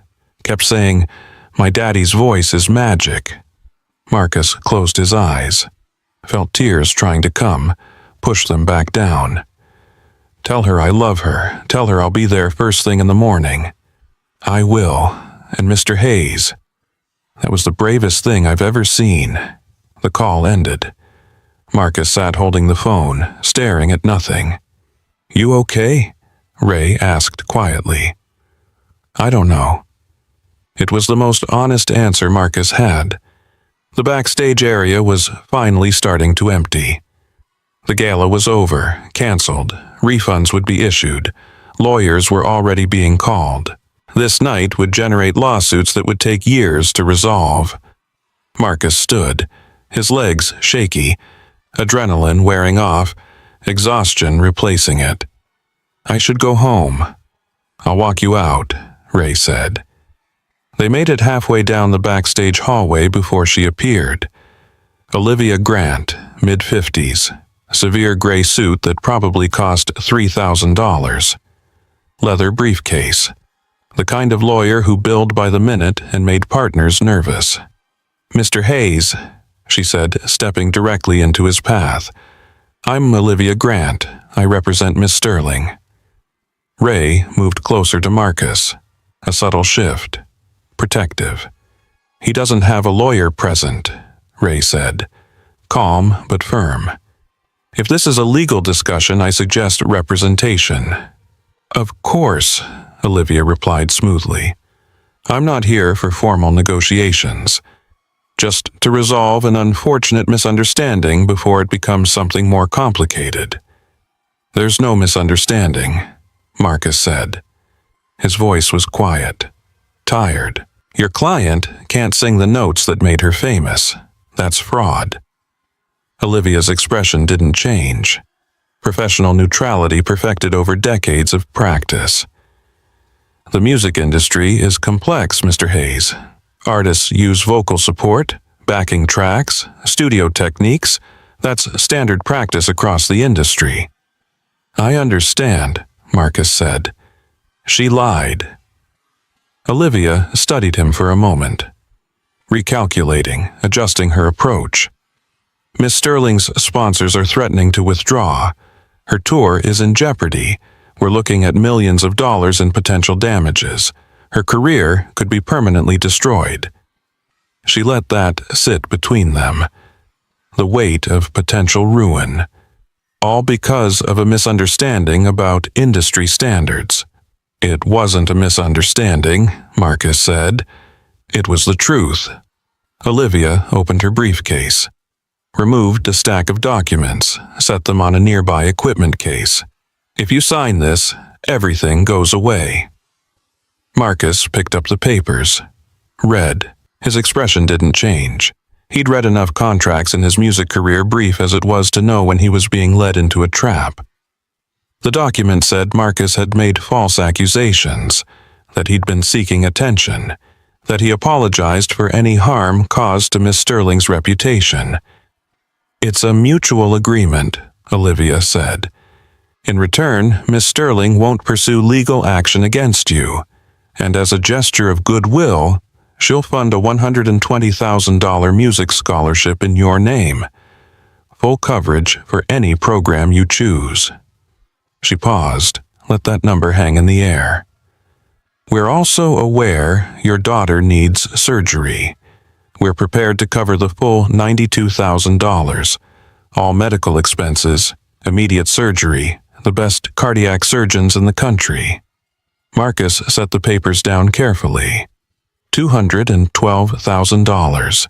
Enough to save Emma's life. Enough to change everything. "And if I don't sign," Olivia's smile faded slightly, "Miss Sterling will pursue defamation charges against you, against Daniel Cross, against Nathan Reed, against anyone who spreads these accusations." She pulled out another document, a lawsuit already drafted, waiting only for signatures. "We'll also be forced to inform Emma's school district that a $750,000 donation to its music program is now in jeopardy due to your actions." Ray's hands clenched into fists, but he stayed silent. This was Marcus's decision. "So," Olivia concluded, her voice soft, almost kind, "you have a choice. Sign here, accept the scholarship, save your daughter, and everyone moves on." She looked at Marcus directly. "Or refuse and watch your family drown in legal fees you can't afford. Watch your daughter's surgery get delayed while we tie you up in court for years. Watch opportunities disappear for everyone who supported you tonight." Marcus stared at the papers, at the lines of text that would label him a liar, at the signature that would erase everything that had just happened. He thought about Emma, about $92,000, about surgery in 2 weeks or maybe never. He thought about the ICU nurses who'd become family, about the hospital bills stacking up on his kitchen table, about working 2 shifts every day and still falling further behind. Then he thought about the truth, about Victoria using sick children to fund her fraud, about talented singers having their voices stolen, about the lie that had destroyed his career and could destroy countless others. "No," Marcus said. Olivia blinked. "Excuse me. I'm not signing." His voice was steady, certain. "I didn't lie. She did. And I won't say I lied just because she's rich and I'm not." "Mr. Hayes," Olivia's voice turned cold. "I don't think you fully understand the consequences of what you're refusing." "I understand you're threatening me," Marcus said. "You're threatening my daughter. You're threatening everyone who told the truth tonight." He stood up, looked Olivia Grant directly in the eyes. "Go ahead and sue me. If that's what you need to do, do it, but I'm not signing that paper." Olivia's face hardened. The polite mask dropped completely. "By tomorrow morning, there will be stories about you, about your past, about your family, private things, painful things." She picked up her briefcase. "And when it gets worse, which it will remember that you chose this." She walked away, heels clicking on the concrete floor, the sound echoing in the empty hallway. Ray didn't speak immediately, didn't offer empty comfort. The two men just stood there in silence. Finally, Ray said quietly, "You sure?" Marcus nodded. "I'm sure. That scholarship, the surgery money, that could have changed everything." "I know," Marcus said, "but I won't teach Emma that truth can be bought with fear." He took a breath. "I chose family over career 5 years ago. People said I was wrong. But Sarah, even as she was dying, told me she was proud of me." His voice didn't shake. "For me, that's enough." Ray nodded, put a hand on Marcus's shoulder, the grip of one working man to another. No words needed. They walked out into the Chicago night together. Two men who'd chosen truth over money. The consequences would come. Marcus knew that. Olivia Grant wasn't making empty threats, but he'd sung tonight. Really sung. For the first time in 5 years. And nothing Victoria Sterling could do would take that away. The next morning arrived like a hammer. Marcus woke at 6 a.m. to his phone buzzing like an angry hornet's nest. He'd managed 3 hours of sleep. His body felt like he'd been in a car accident. The screen was flooded with notifications. Thousands of them. Messages, emails, calls from numbers he didn't recognize. He opened Twitter first. The top trending topic was a photo of his apartment building in Lincoln Park. The peeling paint, the broken security gate, overflowing dumpsters in the alley. Someone had found where he lived and posted it for the world to see. The caption read, "This is where Marcus Hayes lives while he accuses Victoria Sterling of fraud. Clearly just a desperate man trying to escape poverty through extortion." Marcus's hands went cold. The next post showed a photo from 5 years ago, Marcus accepting a free meal from a church food pantry the week after Sarah died, when he'd had no money for groceries because every dollar went to formula for Emma and NICU bills. Living off handouts his whole life, this was never about truth. It was about getting paid. The comments were vicious, ungrateful. He should be thanking Victoria for even acknowledging him. This is what happens when you give people like this a platform. People like this. Marcus set the phone down, his hands shaking. By noon, the smear campaign was in full force. News sites began publishing articles, all eerily similar, all citing sources close to the Hayes family, claiming Marcus had planned the entire incident, that it was a calculated extortion scheme. No evidence, no verification, just published as fact. By 2 p.m., Victoria's legal team officially filed the lawsuit. $12 million in damages, not just against Marcus, against Sienna Rose, the studio singer he'd named, against Nathan Reed, the producer who'd confirmed the fraud, against Daniel Cross, the sound engineer who'd exposed the backing track, against anyone who'd dared tell the truth. Marcus held the legal documents in his shaking hands, delivered to his apartment by a process server who'd looked embarrassed to be there. $12 million. This wasn't about winning. Victoria's team knew they'd probably lose in court. The evidence was overwhelming. Daniel had the files. Nathan had the session notes. Sienna could testify, but they didn't need to win. They just needed to make the cost of fighting unbearable. Legal fees alone would bankrupt everyone involved long before the case went to trial. That was the weapon, and they were wielding it with surgical precision. But Victoria's team wasn't finished. By 4 p.m., new stories began appearing, more coordinated, more damaging. Sources close to Victoria Sterling claim Marcus Hayes has a history of alcohol abuse, that he's an unfit father, that Child Protective Services have been called multiple times. None of it was true. Another outlet. Hospital records suggest Emma Hayes may not actually have a severe heart condition. Family accused of exaggerating diagnosis for sympathy and donations. Marcus read that one 3 times. Felt something break inside his chest. They were attacking his daughter, his sick 6-year-old daughter, calling her condition fake, suggesting he was using her for money. He sat on the old couch in their apartment, phone trembling in his hand, watching lies pile on top of lies like mud. The walls were closing in. Then at 7:15 that evening, something changed. A woman named Sienna Rose posted a video. She appeared to be late 30s, blonde hair pulled back, sitting in a professional recording studio, gold records on the wall behind her, the markers of a successful career most people had never heard about. "My name is Sienna Rose," she said, speaking directly to the camera. "I'm a studio singer, and I am the voice Victoria Sterling has been selling as her own for 18 years. Marcus's heart pounded. "That man told the truth last night. I sang the whistle register note in Breaking Point. I sang it in 7 other songs on Victoria's albums. I was paid $2,500 per song and forced to sign a non-disclosure agreement." She held up a stack of papers. "This is my contract. This is proof.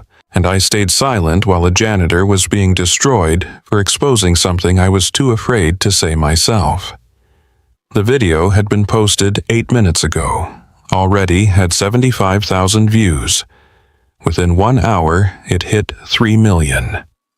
Within 3 hours, 7 other studio singers came forward, each with their own contracts, their own recordings, their own stories of being paid to sing for artists who couldn't hit the notes themselves, each confirming that Marcus Hayes had told the truth.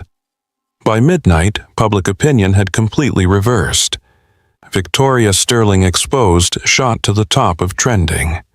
Not on speculation this time. On evidence. On proof. On the testimony of people who'd been there, who'd done the work, who finally found the courage to speak. Marcus sat on his couch watching the internet tear apart the woman who'd tried to destroy him. And for the first time since the gala, he realized something important. He wasn't alone anymore. The momentum shift was real, but it didn't make the lawsuits disappear. Marcus woke the next morning to find the $12 million complaint still sitting on his kitchen table. Public opinion might have turned, but Victoria Sterling's lawyers didn't care about Twitter trends. They cared about leverage, and they still had plenty. His phone rang at 8 a.m. Unknown number, he almost didn't answer. "Mr. Hayes, this is Rebecca Torres. I'm an attorney with Morrison & Chen. I'd like to represent you, pro bono." Marcus sat up straighter. "Why?" "Because what you did was right," Rebecca said simply. "And because my firm believes the legal system shouldn't be weaponized by the wealthy to silence people telling the truth." Her voice was direct. No false comfort, no grandiose promises. "But I need you to understand what you're facing. Victoria has resources, time. She can drag this out for years, exhaust you financially and emotionally. Even if we win, the process will be brutal. Can we win? Marcus asked. Rebecca didn't hesitate. Yes. Legally, we have an extremely strong case. Everything you said was true. Everything she's claiming as defamation requires you to have made false statements. We have witnesses, documentation, her own sound engineer on record. She paused. But winning and surviving the fight are different things. I need to know you're prepared for what's coming. Marcus thought about Emma, about the surgery she needed in less than 2 weeks, about the $92,000 he didn't have, about the $212,000 he'd turned down last night. I'm prepared, he said. Then let's get to work. Within an hour, Rebecca was sitting at Marcus's kitchen table. Ray had come over, brought coffee and bagels nobody touched. The small apartment felt even smaller with a corporate attorney reviewing documents on the worn Formica counter. Rebecca worked fast, efficiently, laying out the legal landscape like a battlefield map. Victoria's lawsuit is garbage, she said bluntly. Defamation requires false statements. Everything you said was demonstrably true. The court will dismiss it. So, why file it? Marcus asked. Intimidation, Rebecca replied. Even a frivolous lawsuit costs money to defend. Most people can't afford to fight. They settle, sign the NDA, disappear. She looked at Marcus directly. But we're not going to settle. We're going to countersue. She pulled up documents on her laptop, started typing. Fraud, false advertising, breach of contract with ticket buyers, consumer protection violations. We're going to turn this into a class action, make it so expensive for her to continue that she can't. Ray leaned forward. How expensive? If we can certify a class of everyone who bought tickets to her concerts over the past 5 years believing they were seeing a live performance, we're talking hundreds of millions in potential damages. Marcus's head spun. I just wanted her to stop lying. And we're going to make sure she does, Rebecca said. But first we survive her counterattack. The counterattack came faster than expected. At 4 a.m., 2 days later, Marcus's phone rang. The hospital. His heart stopped before his brain caught up. Mr. Hayes, you need to come now. Emma's in distress. Marcus was out the door in 30 seconds, still wearing the t-shirt he'd slept in. No jacket despite the November cold. He ran the 6 blocks to Northwestern Memorial because waiting for a cab felt impossible. Emma was unconscious when he arrived. Machines everywhere. Doctors and nurses moving with controlled urgency. The kind of calm that meant panic underneath. Dr. Walsh pulled Marcus aside, his face grave. Her condition has deteriorated significantly. The ventricular septal defect is larger than our last scan showed. Her heart is failing. The words hit Marcus like physical blows. We need to operate sooner. Within the week, maybe less. But the insurance, the approval process takes weeks. We're working on emergency authorization, Walsh said carefully. But you need to understand. Open heart surgery, 9 hours. Even in the best circumstances, there's an 18% risk of complications. He paused. Without surgery, Emma won't live to see her 10th birthday, possibly not her 7th. Marcus couldn't breathe. The hallway tilted. Can I see her? She's sedated. But yes. Emma looked so small in the hospital bed. Tubes and wires connecting her to machines that beeped and hummed. Her dark hair spread across the pillow, face pale, lips slightly blue. Marcus took her hand. It was cold. He wanted to sing to her, their song. You are my sunshine, but his throat had closed. No sound would come. A nurse touched his shoulder gently. Her heart rate stabilizes when you're here. We've been tracking it. Your presence helps. Marcus nodded. Couldn't speak. He stayed there for 3 hours, holding Emma's hand, watching her breathe, thinking about Olivia Grant's offer.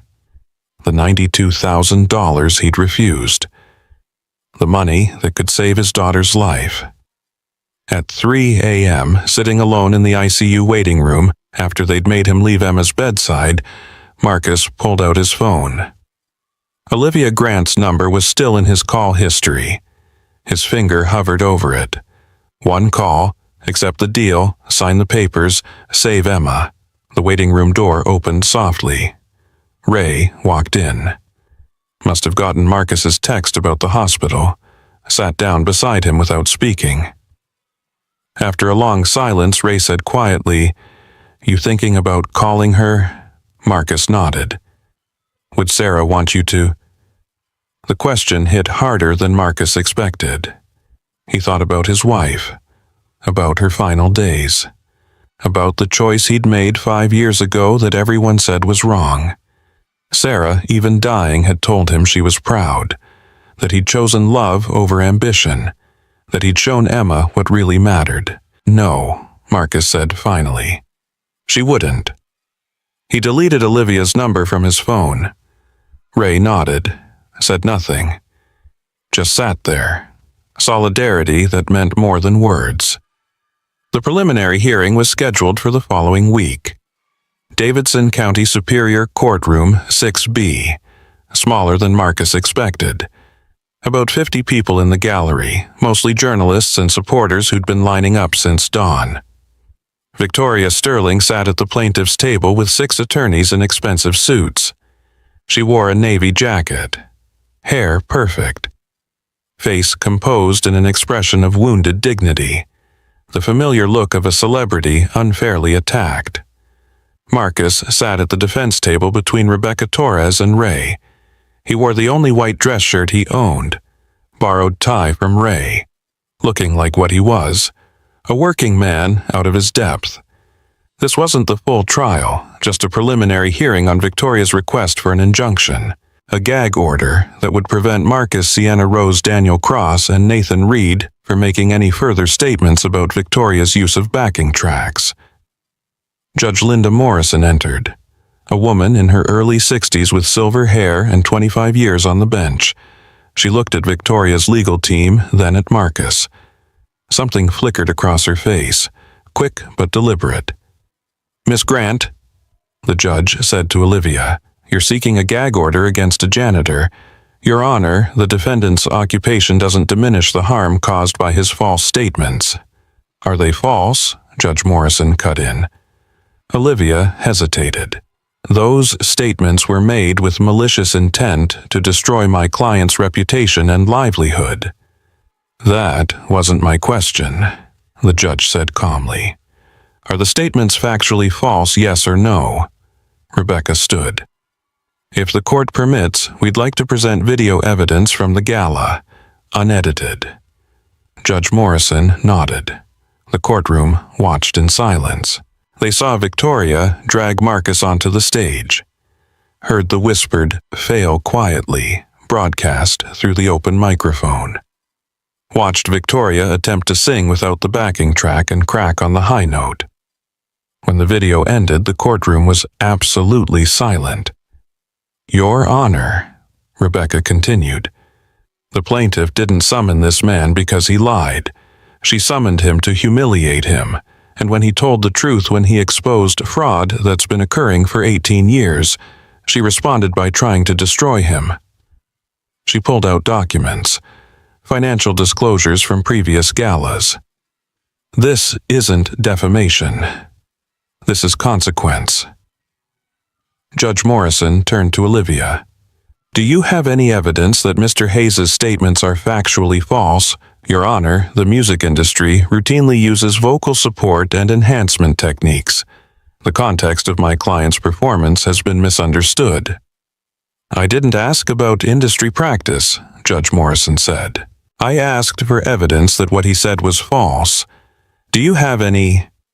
Olivia's jaw tightened. We believe the defendant's characterization of events was misleading and harmful. So, that's a no. The judge made a note. Miss Torres, do you have evidence supporting Mr. Hayes's statements? Yes, Your Honor. I'd like to call Sienna Rose to the stand. Sienna walked to the witness box, was sworn in. Her hands were shaking, but her voice was steady. Rebecca guided her through the testimony, the contracts, the NDAs, the recordings proving Sienna's voice was used on Victoria's albums, the emails explicitly instructing that Sienna never be properly credited. Miss Rose, Rebecca asked, when you heard Marcus Hayes say that Victoria Sterling couldn't sing that note, what did you think? I thought, finally. Sienna answered. Finally, someone said it. And was he right? Yes, completely. Olivia stood to cross-examine, but Judge Morrison raised her hand. I've heard enough. She turned to Victoria Sterling directly. Miss Sterling, I'm going to ask you one question. You're not currently under oath on the witness stand, but you are an officer of this court by virtue of filing this lawsuit, and I expect truthful answers. The courtroom held its breath. Can you sing the note at issue? Victoria's face went pale. Your Honor.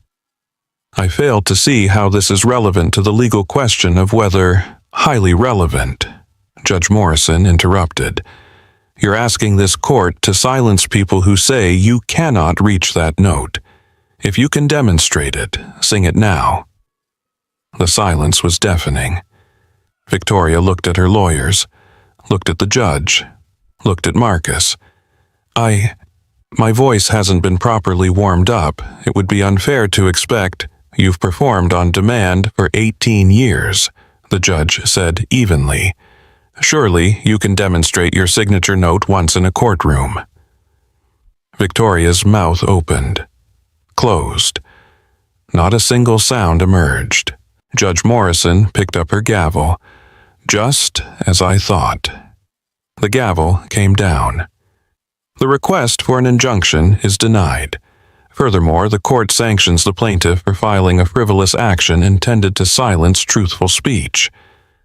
Another strike of the gavel. Mr. Hayes, you are free to continue telling your story. That's called the First Amendment. It protects truth even when truth is inconvenient for the powerful. The courtroom erupted. Journalists typing frantically. Supporters cheering. Camera operators scrambling for position. Victoria sat frozen at her table. Her attorneys huddled around her whispering urgently. Outside the courthouse, Rachel Bennett from 60 Minutes was waiting with the camera crew. Marcus, how do you feel? I feel like I can finally breathe. That evening, the interview aired. 18 million people watched. During the closing credits, Victoria's last remaining sponsors withdrew. Her record label announced they were terminating her contract. The Las Vegas residency she'd been planning was canceled. The Grammy committee released a statement saying they were reviewing her awards. A career built on stolen voices and protected lies officially began its collapse. But Marcus's greatest victory didn't happen in the courtroom. It came 3 days later when his phone rang at 6 in the morning. Mr. Hayes, this is the office of Alicia Keys. Ms. Keys would like to cover the full medical costs for your daughter's surgery, all $92,000. Marcus sat straight up in bed, couldn't speak. Tears came before words. We've been following your story. The voice continued. What you did took incredible courage. Ms. Keys wants to help however she can. But that was only the beginning. Within 24 hours, John Legend called. Offered to cover all of Emma's post-surgery recovery expenses. Kelly Clarkson tweeted a link to a GoFundMe for the Hayes family. $320,000 raised in 8 hours. Emma's school held an emergency meeting. Voted unanimously to publicly support Marcus. They rejected Victoria's threatened donation entirely. Strangers sent cards, flowers, messages of support to the hospital. The Chicago Theater's staff took up a collection. Every janitor, every usher, every sound technician contributed. They raised $14,000 in 3 days.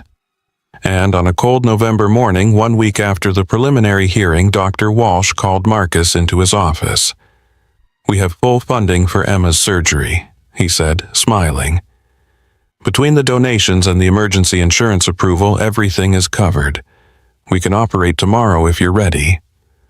Marcus wasn't ready. How could anyone be ready to watch their child go into 9 hours of open heart surgery? But Emma needed this. And finally, for the first time in 5 years, Marcus could give it to her. "We're ready," he said. The morning of Emma's surgery arrived with terrible clarity. Marcus sat beside her hospital bed at 5 a.m. The pre-op team had already been in, started the IV, given her the medication that would make her drowsy. Her small hand gripped his with surprising strength. "Daddy, I'm scared." Marcus's throat closed. He swallowed hard. "I'm scared too, sweetheart." Emma looked at him with those dark eyes, Sarah's eyes. "But you sang anyway, even when you were scared, at the theater." Marcus managed a smile. "That's different." "No, it's not," Emma said. Her voice was getting softer, the medication working. "Being brave means you're scared, but you still do the right thing. Mom told me that." She had. Sarah had said those exact words, lying in a hospital bed just like this one, holding Marcus's hand while her life drained away. "Will you sing for me, Daddy, our song?" Marcus's vision blurred, but he sang. "You are my sunshine, my only sunshine." His voice cracked on the second line. He kept going. "You make me happy when skies are gray." The nurses preparing to wheel Emma to surgery stopped, listened. "You'll never know, dear, how much I love you." Emma's eyes were closing, the sedation pulling her under. "Please don't take my sunshine away." They wheeled her toward the operating room. Marcus walked alongside the gurney as far as he was allowed, singing until the double doors closed between them. Then he collapsed into a chair in the surgical waiting room. Ray was already there. Had been since 4 a.m. He didn't speak, just handed Marcus a cup of coffee that Marcus didn't drink. 9 hours. Dr. Walsh had said the surgery would take 9 hours, maybe 10 if there were complications. Marcus watched the clock. The first hour passed like years, every minute a small eternity. By hour 3, Ray had convinced him to eat something, a sandwich from the cafeteria that tasted like cardboard. Marcus forced it down anyway. Hour 5. A nurse came out with an update. "Everything is proceeding as expected. Dr. Walsh will give you a full report when we're finished." Hour 7. Marcus had memorized every tile on the waiting room floor, counted them twice. Anything to keep his mind from imagining what was happening behind those doors. Hour 8. He dozed, dreamed of Sarah, woke with tears on his face. At hour 9 and 43 minutes, the operating room doors opened. Dr. Walsh walked out, mask pulled down, face exhausted but smiling. The surgery was successful. Marcus's legs gave out. Ray caught him, held him up while he sobbed. "Her heart is repaired," Walsh continued. "The defect is closed. Her oxygen levels are already improving. She came through beautifully." Marcus couldn't speak, could only nod and cry and try to remember how to breathe. 3 hours later, Emma woke in recovery. Marcus was sitting beside her, holding her hand. Had been since they'd let him into the room. "Daddy," she whispered, her voice hoarse from the breathing tube. "I'm here, baby. I'm right here." "Did you sing?" "Not yet. Do you want to hear it?" Emma nodded, so Marcus sang. Right there in the recovery room, with machines beeping and nurses moving quietly around them. Sang Somewhere Over the Rainbow, because it was Sarah's second favorite song, because Emma needed something that spoke of hope and healing and dreams coming true. His voice was rough, rusty from 9 hours of fear, but it was real. The nurse nearest them stopped working, stood still, listened. When the song ended, Emma smiled. That beautiful smile that was all Sarah. "Your singing makes my heart feel better, Daddy." "I know, sweetheart, I know." And for the first time in 5 years, Marcus felt the weight he'd been carrying begin to lift. 18 months later, Marcus Hayes stood backstage at the Chicago Theater. But this time he wasn't wearing a janitor's uniform. He was here as a performer. The road from Emma's hospital bed to this moment had been anything but straight. After the surgery, while Emma recovered, 5 major record labels made offers simultaneously. Big money. National tours. Everything Marcus had once dreamed of. He turned them all down. "I won't leave Emma," he told each executive who called. "Not now. Not ever." Instead, he signed with Heartsong Records, an independent label run by artists, by people who understood that family came before fame, that some things mattered more than quarterly profits. His contract looked nothing like standard industry deals. Flexible schedule. Emma could travel with him everywhere. Marcus retained full ownership of his compositions, and 18% of all revenue went directly into a fund he'd established. The Unbreakable Voices Scholarship Program, for young singers from working-class backgrounds.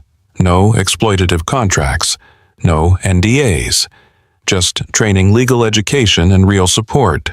First year, 65 scholarships. By year 3, 250. Marcus recorded his debut album with Sienna Rose, Silent No More, a collection of songs about reclaiming voice, speaking truth, daring to say no when the world expected silence. The album went gold in 8 weeks. Music videos were filmed in the places where Marcus's voice had truly been born. The community church where he'd sung with Sarah, the Chicago Theater where he'd once cleaned floors, the hospital room where he'd sung Emma through her recovery. In the final chorus, Emma appeared, her voice clear, precise, unafraid. Text on screen, "Your voice matters." Change in the industry came fast. Illinois passed the Hayes Act within 6 months, requiring full transparency for any live performance using pre-recorded vocals. Tickets must clearly disclose it. Violations treated as consumer fraud. Within 18 months, 15 states had similar laws. The Recording Academy overhauled its crediting rules. Every song submitted for awards must fully disclose all contributing vocalists. No more vague additional vocals credits. Every voice had to have a name. Spotify and Apple Music added detailed credits tabs. Studio singers who'd been invisible for decades finally got recognition. The Studio Singers Union formed, 2,500 members in its first year. Sienna Rose's career exploded. After 18 years in shadows, she appeared on magazine covers. Her debut solo album won a Grammy. In her acceptance speech, she said, "I was afraid for 18 years. A 32-year-old janitor showed me what courage looks like." And Victoria Sterling never recovered. 3 months after the court ruling, she filed for bankruptcy. The class action lawsuit ended with $28 million in ticket refunds. Her 3 Grammy Awards were officially revoked by the Recording Academy. She attempted a comeback tour 6 months later. Unplugged and unfiltered. Ticket sales reached 9%. After the 3rd show, the tour was canceled. The last anyone heard Victoria was teaching music business courses for an online college. But tonight wasn't about Victoria's fall. It was about what had risen. Marcus stood in the wings of the Chicago Theater, his heart pounding. This was his first major concert. 2,500 tickets, sold out in 4 hours. Before stepping on stage, he stopped by the custodial office, the familiar smell of cleaning solution and floor wax. Ray was there, holding his mop, wearing his navy blue uniform. "You did it, kid," Ray said. He put a hand on Marcus's shoulder, not like a father to a son, like two working men who respected each other. "No," Marcus said, "we did it. Everyone who was ever told their voice didn't matter." He walked onto the stage. Emma sat front row center, 8 years old now, healthy, radiant, wearing a t-shirt that read, "My dad's voice saved me." The audience wasn't wealthy patrons holding $500 tickets. It was working people, janitors and nurses and teachers and single parents, people who'd lined up early, who'd scraped together ticket money because they wanted to witness something real. Marcus opened with "Silent No More." His voice wasn't perfect. There were still traces of 5 years of silence. Rough edges that studio production could have smoothed, but Marcus chose to keep. Because they were honest. For the second song, he invited Sienna Rose on stage. Together they sang "Breaking Point." When they both reached the final D6 clear and accurate and entirely their own, the theater erupted. People were crying, standing. Ray was jumping up and down in the back, both arms raised. For the final song, Marcus called Emma on stage. "This is my daughter," he said. "2 years ago, I almost lost her. In that fear, I found my voice again. Not for fame, not for money, but for love." They sang "You Are My Sunshine" together. Emma's voice was small but true, following the melody Marcus taught her, father and daughter, creating something that had nothing to do with technique or training and everything to do with survival. As the last note faded, the cameras caught the theater's custodial staff, the people who'd worked alongside Marcus for 5 years, standing, applauding, many of them crying. Someone held up a sign, "We always knew you could sing." Marcus looked out at the audience, at faces that had once been invisible, now seen, now heard, now recognized as mattering. He spoke his final words of the night. To everyone who was ever told to stay silent, "You are not invisible anymore." The curtain fell to thunderous applause. If you made it this far, thank you, truly. Marcus's story isn't just about music, it's about truth, about courage, about how one ordinary person can change a broken system simply by refusing to stay quiet. Before you go, tell me where you're watching from. Drop your city in the comments. I love seeing how far these stories travel, how many people still believe that truth matters more than power, that doing the right thing even when it costs everything is worth it. And if you believe stories like this need to be told more often, stories about real people facing impossible choices and choosing courage anyway, hit that subscribe button. Because next time it might be your story that needs to be heard. Remember, your voice matters, every single one of you. See you in the next one.